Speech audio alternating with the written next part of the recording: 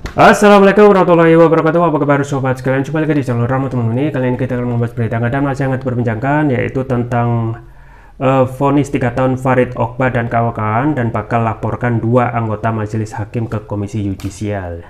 Ya sobat sekalian, ini adalah hal yang miris ya, dengan adanya vonis 3 tahun kepada Ustadz Farid Okbah dan kawan-kawan yang kita ketahui dalam fakta yang disampaikan ya tidak terbukti apa yang melakukan tindak pidana teroris ya. Setelah itu justru mengarahkan kepada menyembunyikan menyembunyikan berita gitu ya, menyembunyikan informasi yang terkait dengan teroris ya. Ini juga tidak bisa dibuktikan. Ini adalah salah satu ya dari sekian ya puncak dari ketidakpuasan ketidakadilan yang terjadi di negeri ini. Ini sesuai yang dilansir oleh tribunnews.com. Langsung saja kita baca dan kita ulas. Tribunnews.com Jakarta, 3 terdakwa kasus terorisme yaitu Farid Ahmad Okbah, Ahmad Zain An-Najah, dan Hanung Alhamad telah divonis 3 tahun penjara. Putusan tersebut dibacakan Majelis Hakim di Pengadilan Negeri Jakarta Timur dalam persidangan pada Senin 19 Desember 2022. Menurut tim penasihat hukum ketiga terdakwa, putusan itu dianggap tak mencerminkan fakta-fakta persidangan yang ada ya kan. Coba dari perilaku aja ya, bukti-bukti lapangan ya, dan juga keyakinan kita ya, itu tidak masuk perbuatan teroris yang mereka lakukan gitu ya. Bahkan tim penasihat hukum menilai adanya tendensi dalam hal agama, sebab 2 anggota majelis hakim berbeda keyakinan dengan para terdakwa. Saya ingin mengatakan bahwa agama berpengaruh kepada putusan. 3 orang hakim, 2 diantaranya berbeda agama, memutuskan sesuai dengan BAP. Padahal jelas di dalam persidangan berbeda keadaannya, ujar pengacara Farid Okbah dan kawan-kawan saat ditemui usai persidangan pada Senin 19 Desember 2022. Atas dugaan tersebut, tim penasihat hukum berencana melaporkan para anggota majelis hakim ke komisi yudisial ya. Ya masalahnya apakah masih percaya dengan lembaga negara gitu ya. Kalau saat menjadi satu paket dan keadilan ini secara merata tidak adil ya, kita hanya bisa mendorong ya agar mengingatkan bahwasanya semua jabatan itu pasti akan dipertanggungjawabkan di akhirat gitu ya. Iya, pastilah kita laporkan, kata koordinator tim penasihat hukum Farid dan kawan-kawan Ismar. Total ada 2 anggota majelis hakim yang akan dilaporkan oleh tim penasihat hukum ke KY. Keduanya merupakan anggota yang tidak setuju terhadap vonis bebas dari para terdakwa. Kalau tadi hakim ketuanya yang berbeda pendapat dan memang sependapat dengan kita, kata Ismar. Rencananya 2 hakim tersebut akan dilaporkan terkait kode etik, termasuk kode etik termasuk tadi kan ada kesalahan dalam menyebut ayat. Kan terbukti memang tidak kesepahaman dia. Sebelumnya di dalam persidangan majelis hakim sempat memiliki perbedaan pendapat atau dissenting opinion. Adanya perbedaan tersebut diungkap oleh hakim ketua di dalam persidangan. Namun sayangnya mayoritas anggota majelis menyetujui bahwa Anung diputuskan bersalah dalam kasus ini. Terjadi dissenting opinion atau perbedaan pendapat, artinya 2 anggota tidak sependapat, maka terdakwa diputus bersalah, ujar hakim ketua. Dalam kasus ini, majelis hakim telah memutuskan untuk mengabulkan tuntutan jaksa terhadap ketiga terdakwa, yaitu penjara 3 tahun. Putusan itu dilayangkan karena mereka dianggap majelis hakim terbukti melakukan tindak pidana terorisme, menyatakan terdakwa telah terbukti secara sah dan meyakinkan melakukan tindak pidana terorisme sebagaimana dakwaan kedua, ujar hakim ketua di dalam persidangan. Selain itu, ketiganya juga diputuskan untuk membayar biaya perkara, mengadili terdakwa membayar biaya perkara sebesar Rp5.000, kata hakim. Ya sobat sekalian, itu ya kondisi saat ini ya, persidangan ataupun hukum yang terjadi di tanah air yang sangat jauh dari kata ya untuk memberikan rasa adil, putusan adil terhadap para ya yang terduga ya. Dan kalau kita melihat fakta yang terjadi adalah sudah banyak ya, bahwasanya aktivitas Farid Ahmad Okbah dan lain sebagainya, Ahmad Zain An-Najah dan Hanung Alhamad itu kita ketahui fakta atau bukti melakukan tindak teroris itu tidak ada ya, suka atau tidak itu tidak ada ya. Bahkan ya sesuai yang dikatakan oleh pengacaranya, bahkan silet pun itu tidak ditemukan ya. Ini adalah mirisnya ya hukum kita di tanah air yang sangat jauh dari kata keadilan dan seakan ya memaksakan kehendak dengan memaksakan kondisi ya, padahal seseorang itu tidak bersalah, main tangkap saja, kemudian nanti pasalnya bisa dicari-cari atau alasannya bisa dicari-cari. Dan ini adalah problem ya, problem di hukum kita yang belum bisa berlaku adil dan belum bisa memberikan keadilan secara merata kepada rakyat.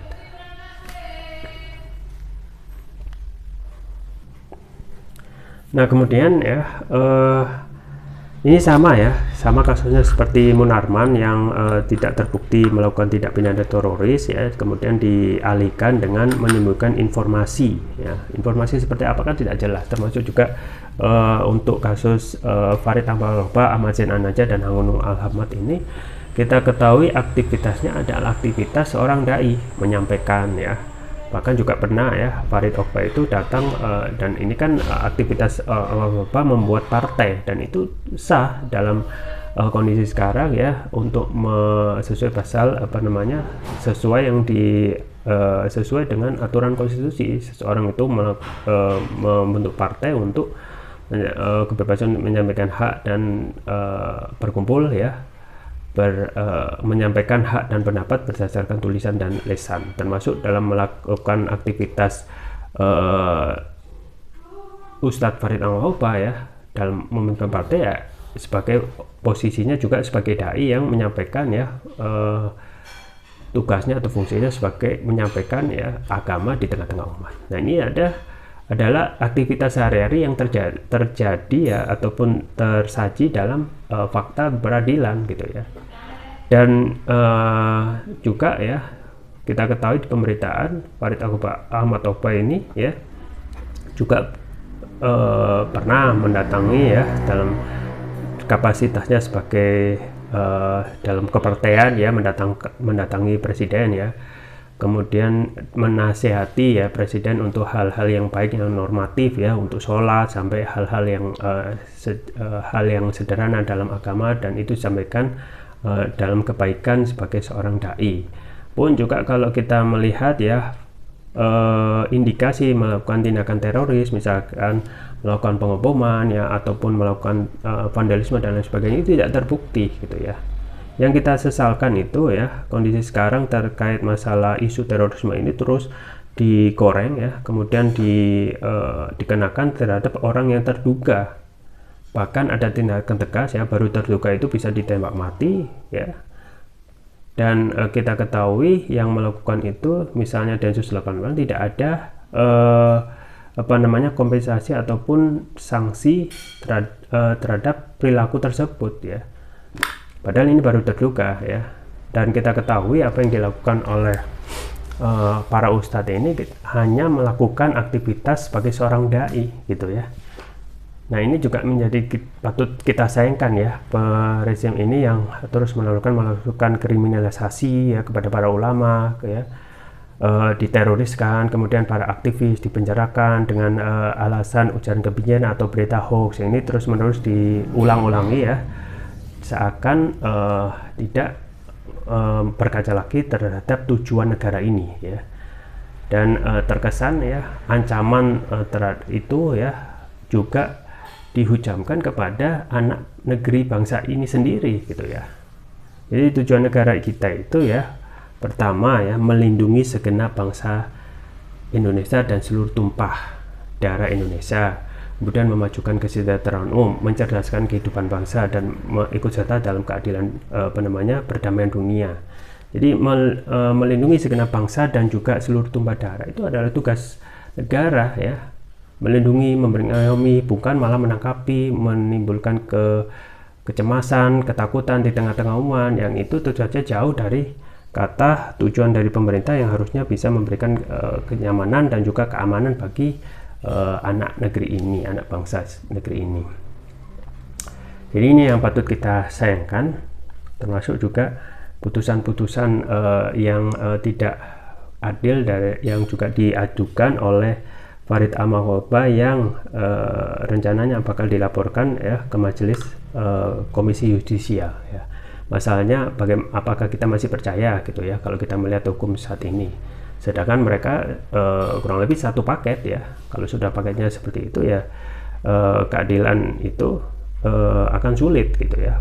Itu juga yang dilakukan oleh pengacara kasus kilometer 50 yang kita ketahui putusannya tidak adil ya, sampai timbul ketidakpuasan publik ya, termasuk juga pengacara kasus KM50 yang mengadukan kasus KM50 itu ke internasional. Coba bayangkan, di negeri ini yang harusnya kita bisa mendapatkan keamanan, kenyamanan, ya keadilan, justru kita tidak mendapatkannya, dan masih itu akan berimplikasi dengan kepuasan publik terhadap nilai hukum ini gitu ya, yang tidak bisa memberikan keadilan terus-menerus. Dan kita harus paham ya, satu hal yang menjadi ancaman itu bukan seperti ini ya, tetapi ancaman yang benar-benar memberikan kita real ya, tentu saja adalah hal-hal yang sifatnya nyata di tengah-tengah masyarakat, yaitu apa? Korupsi, KKN, korupsi nepotisme, yang itu menggarung uang rakyat, kemudian juga membuat perputaran uang itu tidak hanya dikuasai oleh segelintir orang. Itu yang harusnya jadikan kriminalisasi yang menimbulkan kemelaratan, kemiskinan ya di negeri ini. Jadi kita sangat sayangkan ya, dan itu terjadi terus-menerus sejak era saat ini, yang terus mengkriminalisasikan ulama ya, kemudian juga aktivis yang kita harapkan ya di awal rezim ini ya, penegakan hukum itu bisa berkeadilan.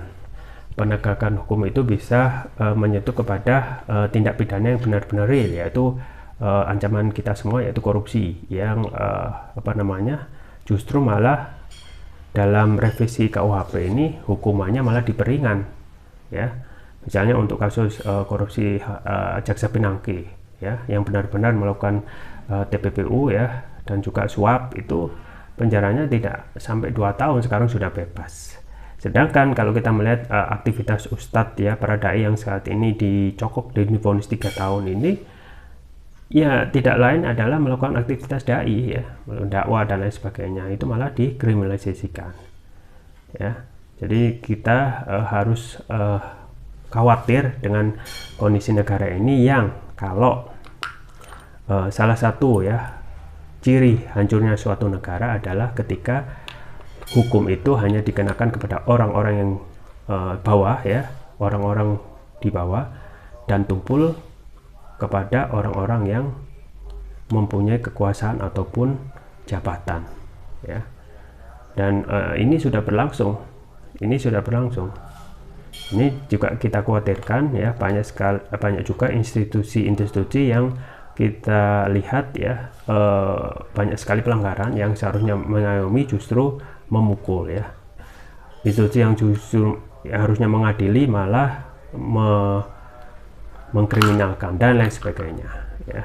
Jadi pantas ya, wajar jika saat ini kalau kita fair ya, tingkat kepuasan tentang aspek hukum ini pastilah akan menghadapi surut gitu ya, dengan adanya kriminalisasi para ulama, kemudian aktivis, akan dalam tanda kutip kritik itu dimatikan.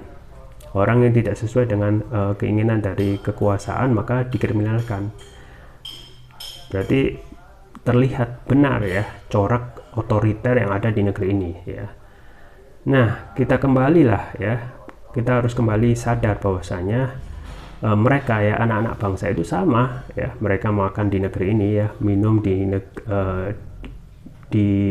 negeri ini ya, minum di air tanah negeri ini, yang harus sama-sama dirangkul ya, bukan malah dipukul, kemudian diakomodasi dalam menyampaikan pendapat, ide, gagasan, bukan malah dikriminalisasi dan lain sebagainya. Maka ini juga yang menjadi manifestasi ataupun puncak ketidakpuasan publik dengan dukungan kepada sosok-sosok yang dikira akan dipersepsikan melakukan perubahan, yaitu siapa ya, antitesis dari pemerintah ya. Semakin pemerintah sekarang itu tidak bisa memberikan keadilan, tidak memberikan kesejahteraan, maka yakinlah kepercayaan publik itu akan meningkat, ketidakpercayaan publik itu akan meningkat ya. Kemudian dukungan kepada perubahan ataupun antitesis dari pemerintah yang saat ini dipersepsikan kepada Anies Baswedan itu pasti akan menambah gitu ya. Tapi ini juga tergantung ya bagaimana nanti gitu ya, karena dukungan-dukungan yang meningkat, tetapi pengadangan itu kita lihat juga masif ya. Akankah ke depan ya, kita doakan saja ya, ke depannya negeri ini menjadi baik-baik saja. Itu saja yang bisa saya sampaikan, semoga bermanfaat. Jangan lupa like, share, dan subscribe. Sampai jumpa lagi. Wassalamualaikum warahmatullahi wabarakatuh.